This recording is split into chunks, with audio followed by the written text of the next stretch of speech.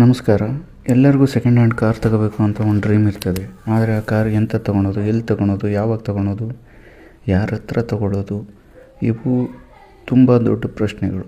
ಇದಕ್ಕೆ ಎಲ್ಲರೂ ಉತ್ತರ ಕೊಡ್ತಾರೆ, ಎಲ್ಲರೂ ಸಜೆಸ್ಟ್ ಮಾಡ್ತಾರೆ. ಆದರೆ ಕೆಲವೊಂದು ಪಾಯಿಂಟ್ಗಳು ಎಲ್ಲರೂ ಮರ್ತುಬಿಡ್ತಾರೆ.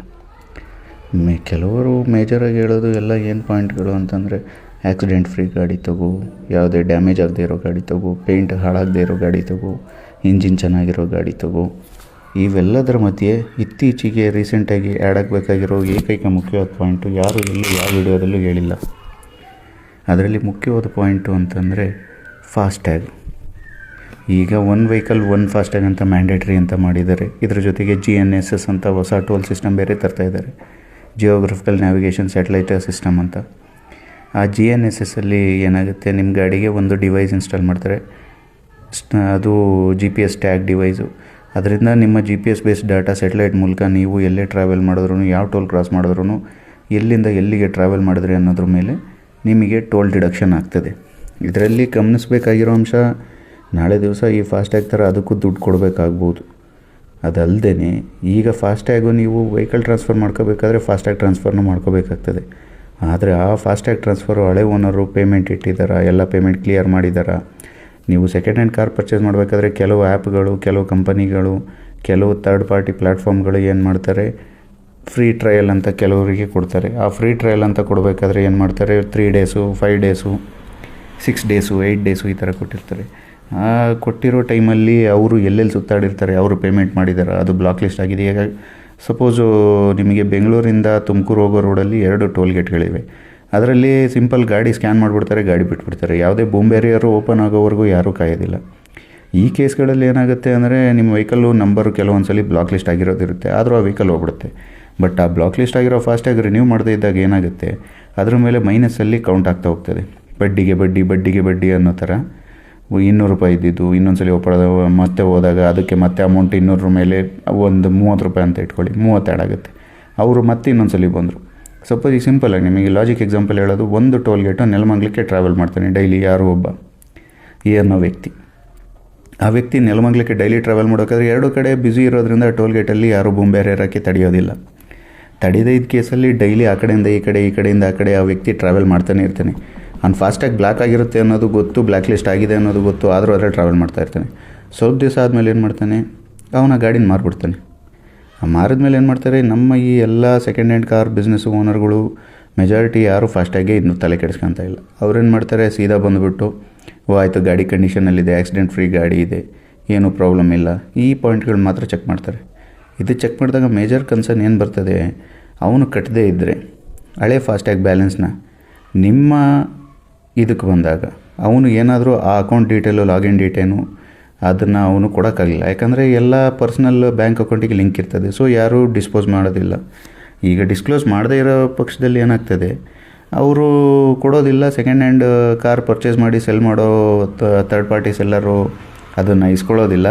ಈ ಕೇಸಲ್ಲಿ ನೀವು ಬಲಿಕ ಬಕ್ರ ಹೆಂಗಾಗ್ತೀರಾ ಅಂತ ಅಂದರೆ, ನಿಮ್ಮ ಹತ್ರ ನೀವು ಕಾರ್ ತೊಗೊಂಡ್ರಿ ಅವರಿಂದ ಅಂತ ತಿಳ್ಕೊಳ್ಳಿ, ನಿಮಗೆ ಫಾಸ್ಟ್ಯಾಗ್ ಬೇಕು. ಫಾಸ್ಟ್ಯಾಗಿಗೆ ಏನು ಮಾಡ್ತಾರೆ, ಟೆಂಪರರಿಗೆ ಅವ್ರೇನು ಹೇಳ್ತಾರೆ, ಕಾರ್ ಸೆಲ್ಲರು, ಸರ್ ಈ ಗಾಡಿ ಫಾಸ್ಟ್ಯಾಗ್ ಬರ್ತಾಯಿಲ್ಲ, ನಾನು ನಿಮಗೆ ಯಾವುದೋ ಥರ್ಡ್ ಪಾರ್ಟಿ ಗಾಡಿದು, ಬೇರೆ ಗಾಡಿದು ಹೊಸದು ಒಂದು ಟೆಂಪರರಿ ಕೊಡ್ತೀನಿ, RC ಕಾರ್ಡ್ ಟ್ರಾನ್ಸ್ಫರ್ ಆಗೋವರೆಗೂ ಅಂತ ಹೇಳ್ತಾರೆ. ಆ ಟ್ರಾನ್ಸ್ಫರ್ ಆಗೋವರೆಗೂ ನಿಮಗೆ ಗಾಡಿ ಕೊಟ್ಟರು, ನೀವು ಆ ಗಾಡಿಯಲ್ಲಿ ಹೋದಾಗ ಏನಾಗುತ್ತೆ, ಈಗ ಗಾಡಿ ನಂಬರ್ ಬೇರೆ, ಫಾಸ್ಟ್ಯಾಗ್ ನಂಬರ್ ಬೇರೆ ಆದಾಗ ಬೂಮ್ ಬ್ಯಾರಿಯರ್ ಓಪನ್ ಆಗೋದಿಲ್ಲ.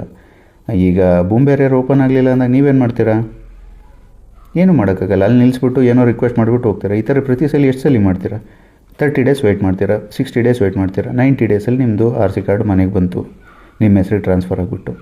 RC ಕಾರ್ಡ್ ಮನೆಗೆ ಬಂದಮೇಲೆ ನೀವೇನು ಮಾಡೋಕ್ಕಾಗುತ್ತೆ, ಏನೂ ಮಾಡೋಕ್ಕಾಗಲ್ಲ. ಫಾಸ್ಟ್ಯಾಗ್ ತೊಗೋಬೇಕು ಅಂತ ನೀವು ಅಪ್ಲೈ ಮಾಡ್ತೀರಾ. ಆದರೆ ನಿಮ್ಮ ಫಾಸ್ಟ್ಯಾಗು ಅಪ್ಲೈ ಆಗೋದಿಲ್ಲ ನಿಮ್ಮ ಗಾಡಿ ನಂಬರ್ಗೆ. ಯಾಕೆಂದರೆ ಹಳೆ ಫಾಸ್ಟ್ಯಾಗು ಬ್ಲ್ಯಾಕ್ ಲಿಸ್ಟಲ್ಲಿದೆ, ಕ್ಲೋಸ್ ಆಗಿಲ್ಲ, ಅದಕ್ಕೆ ಬರೋದಿಲ್ಲ ಅಂತ ಹೇಳ್ತಾರೆ. ಅದಕ್ಕೆ ನೀವೇನು ಮಾಡ್ತೀರಾ, ಸೆಲ್ಲರ್ ಕಾಂಟ್ಯಾಕ್ಟ್ ಮಾಡ್ತೀರಾ. ಸೆಲ್ಲರು, ನಾನು ಗಾಡಿ ಮಾರಿಬಿಟ್ಟಿದ್ದು, ನನಗೂ ಅದಕ್ಕೂ ಸಂಬಂಧ ಇಲ್ಲ ಅಂತ ಕೈ ಎತ್ತಿಬಿಡ್ತಾನೆ. ಇಲ್ಲ ಹೆಲ್ಪ್ಲೈನ್ ಅಂತ ಹೇಳ್ಬಿಟ್ಟು ದೊಡ್ಡ ಕಂಪನಿಗಳು, ಸೆಕೆಂಡ್ ಹ್ಯಾಂಡ್ ಕಾರ್ ಡೀಲರ್ಗಳಿರೋರು ಏನು ಮಾಡ್ತಾರೆ, ಸುಮ್ಮನೆ ಟೈಮ್ ಪಾಸ್ ಮಾಡ್ಕೊತ 3 ತಿಂಗಳು 6 ತಿಂಗಳವರೆಗೆ ಟೈಮ್ ಪಾಸ್ ಮಾಡ್ಕೊಂಡು ಹೋಗ್ತಾರೆ. ಈ ಟೈಮಲ್ಲಿ ಯಾರಿಗೆ ಲಾಸ್ ಆಗೋದು, ನಿಮಗೆ ಮೇಜರ್ ಲಾಸ್, ನಿಮಗೆ ಮೇಜರ್ ಹೆಡ್ಡೇಕು. ಒಂದು ಆಕ್ಸಿಡೆಂಟ್ ಕೇಸೋ, ಒಂದು ಹಿಟ್ ಆ್ಯಂಡ್ ರನ್ ಕೇಸೋ ಇದ್ದರೆ ನೀವು ಕೋರ್ಟು ಕಚೇರಿಗೆ ಏನು ಅಲಿಬೇಕು, ಆ ಥರ ಅಲ್ದಾಡಬೇಕಾಗುತ್ತೆ, ಅಷ್ಟು ಪ್ರಾಬ್ಲಮ್ ಬರುತ್ತೆ. ಯಾಕೆ ಅಂದರೆ ನೀವು ಇದನ್ನು ಐಡೆಂಟಿಫೈ ಮಾಡಬೇಕು. ಐಡೆಂಟಿಫೈ ಮಾಡಿಬಿಟ್ಟು ಎಷ್ಟು ಬ್ಯಾಲೆನ್ಸ್ ಇದೆ ಅನ್ನೋದು ತಿಳ್ಕೋಬೇಕು. ಅದಕ್ಕೆ ತಿಳ್ಕೊಳಕ್ಕೆ ಏನು ಮಾಡಬೇಕು, ಹಳೆ ಫಾಸ್ಟ್ಯಾಗ್ ಯಾವ ಕಂಪ್ನಿದಿತ್ತು ಅನ್ನೋದು ರಿಸರ್ಚ್ ಮಾಡಬೇಕು. ಆ ಕಂಪನಿದು ರಿಸರ್ಚ್ ಮಾಡಿಬಿಟ್ಟು ಆ ಕಸ್ಟಮರ್ ಕೇರಿಗೆ ನಿಮ್ಮ ಗಾಡಿ ಡೀಟೇಲ್ ಎಲ್ಲ ಸಬ್ಮಿಟ್ ಮಾಡಬೇಕು. ಅದಾದಮೇಲೆ ಅವನು ಇಷ್ಟು ಬ್ಯಾಲೆನ್ಸ್ ಇದೆ ಅಂತ ಹೇಳ್ತಾನೆ. ಆ ಬ್ಯಾಲೆನ್ಸ್ ಅಂತ ಎಲ್ಲ ಹೇಳಿದ ಮೇಲೆ ನೀವು ಆ ಬ್ಯಾಲೆನ್ಸ್ನ ಕಟ್ಟಿ ಕ್ಲಿಯರ್ ಮಾಡ್ಕೋಬೇಕು. ಇದಕ್ಕೇನಪ್ಪ ಸ್ಟೆಪ್ ಅಂತಂದರೆ, ಸಪೋಸ್ ನಿಮಗೆ ಉದಾಹರಣೆಗೆ ಒಂದು ಹೇಳ್ತೀನಿ. ಏರ್ಟೆಲ್ ಅಂತಲೇ ತಿಳ್ಕೊಳ್ಳಿ. ಉದಾಹರಣೆಗೆ ಏರ್ಟೆಲ್ದು ಫಾಸ್ಟ್ಯಾಗ್ ಪ್ರಿವಿಯಸ್ ಓನರ್ ತೊಗೊಂಡಿದ್ದ, ಅವನು ನಿಮಗೆ ಕೊಡಲಿಲ್ಲ. ನಿಮಗೆ ಆ ಫಾಸ್ಟ್ಯಾಗ್ ಸ್ಟಿಕ್ಕರು ಗಾಡೀಲಿ ಬರಲಿಲ್ಲ. ಯಾಕಂದರೆ ಏನು ಮಾಡ್ತಾರೆ, ಗಾಡಿ ಮಾರಬೇಕಾದ್ರೆ ಗಾಡೀಲಿರೋ ಹೆಸರು, ಸ್ಟಿಕ್ಕರು ಪ್ರತಿಯೊಂದು ಕಿತ್ತಾಕ್ಬಿಡ್ತಾರೆ. ನೀವೇನು ಮಾಡಿದ್ರಿ, ನೀವು ಹಳೆ ಪ್ರಿವಿಯಸ್ ಓನರ್ ಕಾಂಟ್ಯಾಕ್ಟ್ ಮಾಡೋಕ್ಕೆ ಸೆಲ್ಲರು ನಂಬರ್ ಕೊಡಲ್ಲ.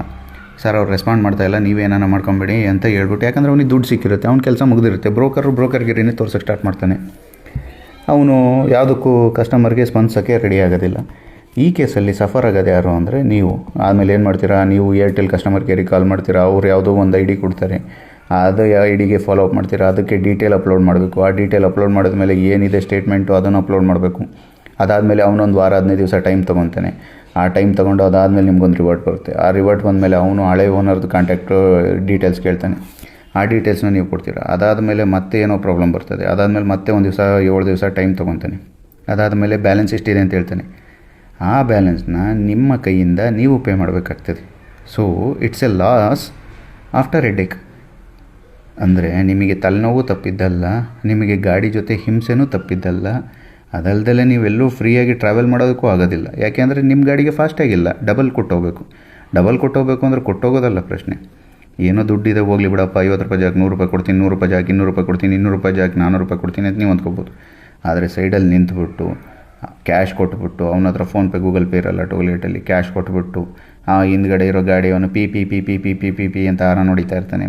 ರೋದನ್ನೆಲ್ಲ ಕೇಳ್ಕೊಂಡು ಕ್ಯಾಶ್ ಪೇಮೆಂಟ್ ಮಾಡಿ ಪ್ರತಿ ಸಲ ಈಗ ಎಷ್ಟು ಟೋಲ್ ಅಂತ ಕ್ರಾಸ್ ಮಾಡ್ಕೊಂಡು ಓಡಾಡ್ತೀರಾ ನೀವು. ಇದು ದೊಡ್ಡ ಹಿಂಸೆ ಅಲ್ವಾ ನಿಮಗೆ? ಸೊ ಈ ಎಲ್ಲ ಉದ್ದೇಶಗಳಿಂದ ಬರೀ ಗಾಡಿ ಕಂಡೀಷನ್ ಹೇಗಿದೆ ಅಂತ ಚೆಕ್ ಮಾಡೋದಲ್ಲ, ಗಾಡಿ ಬ್ಯಾಕ್ಗ್ರೌಂಡ್ ವೆರಿಫಿಕೇಷನಲ್ಲಿ ಇತ್ತೀಚೆಗೆ ಆ್ಯಡ್ ಮಾಡಬೇಕಾಗಿರೋ ಮುಖ್ಯ ಅಂಶ ಅಂದರೆ ಫಾಸ್ಟ್ಯಾಗ್ನೂ ಚೆಕ್ ಮಾಡಬೇಕು, ಫಾಸ್ಟ್ಯಾಗ್ ಬ್ಯಾಲೆನ್ಸ್ನೂ ಚೆಕ್ ಮಾಡಬೇಕು. ನೀವು ಗಾಡಿ ನಂಬರು ಫಾಸ್ಟ್ಯಾಗ್ ಡೀಟೇಲ್ಸ್ ಹಾಕ್ಬಿಟ್ಟು ಬ್ಯಾಲೆನ್ಸ್ ಚೆಕ್ ಮಾಡಿದ್ದಲ್ದಲೆ ನೀವು ಆ ಸೆಲ್ಲರ್ ಕಡೆಯಿಂದ ಒಂದು NOC ಸರ್ಟಿಫಿಕೇಟ್ನೂ ತೊಗೋಬೇಕು ಫಾಸ್ಟ್ಯಾಗ್ಗೆ. ಯಾಕೆ ಅಂದರೆ ನಿಮ್ಮ RC ಟ್ರಾನ್ಸ್ಫರ್ ಆಗೋವರೆಗೂ ನೀವು ಹಳೆ ಫಾಸ್ಟ್ಯಾಗ್ ಮೇಲೆ ಡಿಪೆಂಡೆಂಟ್ ಆಗಿರಬೇಕಾಗುತ್ತೆ. ಅದಾದಮೇಲೆ ನೀವು ಹೊಸ ಫಾಸ್ಟ್ಯಾಗ್ ತೊಗೊಳಕ್ಕಾಗೋದು. ಅದು ಅಲ್ಲದೆ 5 ವರ್ಷ ಆದಮೇಲೆ ಚೇಂಜ್ ಮಾಡು ಅಂತಾರೆ. 5 ವರ್ಷ ಆದಮೇಲೆ ಇನ್ ಕೇಸ್ ಅವ್ನು ಹಳೆ ಫಾಸ್ಟ್ಯಾಗ್ ತೆಗಿಯೋಕ್ಕೆ ಹೋಗಿ ಏನಾದರೂ ಡ್ಯಾಮೇಜ್ ಮಾಡಿಬಿಟ್ಟು ಅಲ್ಲೇ ಗ್ಲಾಸ್ ಮೇಲೆ ಬಿಟ್ಟ ಅಂದರೆ ಆ ಗ್ಲಾಸ್ನ ನೀವು ಕೆರೆಯೋದಕ್ಕೆ ಹೋಗ್ತೀರಾ. ಕೆರೆದು ಗ್ಲಾಸ್ ಫಿಲಮ್ ಹಾಳಾಗುತ್ತೆ. ಏನೋ ಒಂದು ನಿಮಗೆ ಪ್ರೊಟೆಕ್ಟಿವ್ ಫಿಲಮ್ ಆ ಗ್ಲಾಸ್ ಮೇಲೆ ಕೊಟ್ಟಿರ್ತಾನೆ, ಅದು ಹಾಳಾಯಿತು ಅಂದಾಗ ಸ್ಕ್ರ್ಯಾಚಸ್ ಎದ್ದು ಕಾಣಿಸ್ಲಿಕ್ಕೆ ಸ್ಟಾರ್ಟ್ ಆಗುತ್ತೆ. ಆವಾಗ ಅದೇ ಜಾಗಕ್ಕೆ ನೀವು ಇನ್ನೊಂದ್ಸಲಿ ಫಾಸ್ಟ್ಯಾಗ್ ಹಾಕೋಕ್ಕಾಗಲ್ಲ. ಇದಕ್ಕೇನು ಮಾಡ್ತೀರಾ? ಇದಕ್ಕೆ ಏನು ಅಂತ ಅಂದರೆ ಕೆಲವೊಂದು ಐಡಿಯಾ ಇದೆ. ಏನು ಅಂದರೆ ನೀವು ಮೀಶೋಲಿ, ಅಮೆಝಾನಲ್ಲಿ, ಫ್ಲಿಪ್ಕಾರ್ಟಲ್ಲಿ ನೋಡಿದ್ರೆ ಒಂದು ಹೋಲ್ಡರ್ ಸಿಗ್ತದೆ, ಫಾಸ್ಟ್ಯಾಗ್ ಹೋಲ್ಡರ್. ಆ ಫಾಸ್ಟ್ಯಾಗ್ ಹೋಲ್ಡರ್ನ ನೀವು ಅಲ್ಲಿ ಫಿಕ್ಸ್ ಮಾಡಬೇಕು. ಡಬಲ್ ಸೈಡೆಡ್ ಟೇಪು ರೆಡಿ ಇರ್ತದೆ, ಅದನ್ನು ಅಂಟಾಕಬೇಕು. ಅಂಟಾಕ್ಬಿಟ್ಟು ಅದರೊಳಗಡೆ ಒಂದು ಅಕ್ರಿಲಿಕ್ ಶೀಟ್ ಬರ್ತದೆ. ಆ ಶೀಟ್ ಮೇಲೆ ನಿಮ್ಮ ಫಾಸ್ಟ್ಯಾಗ್ ಹಾಕಬೇಕು. ಫಾಸ್ಟ್ಯಾಗ್ ಹಾಕ್ಬಿಟ್ಟು ಅದರೊಳಗೆ ನೀವು ಪುಷ್ ಮಾಡಿದಾಗ ಅದರೊಳಗೆ ಅದು ಕೂತ್ಕೊತದೆ. ಸೊ ಈಗ ನಿಮ್ಮ ಫಾಸ್ಟ್ಯಾಗು ಆ ಗಾಡಿದ ಮೇಲೆ ಇನ್ಸ್ಟಾಲ್ ಆಯಿತು. ಇದು ಮಾಡಬೇಕಾಗಿರೋ ಕೆಲಸ. ಇದು ಮೊದಲನೇ ಅಪ್ಡೇಟು. ಈ ಮುಂದಿನ ವೀಡಿಯೋದಲ್ಲಿ ಇನ್ನೊಂದಿಷ್ಟು ಅಪ್ಡೇಟ್ ಕೊಡ್ತೀನಿ. ಧನ್ಯವಾದ.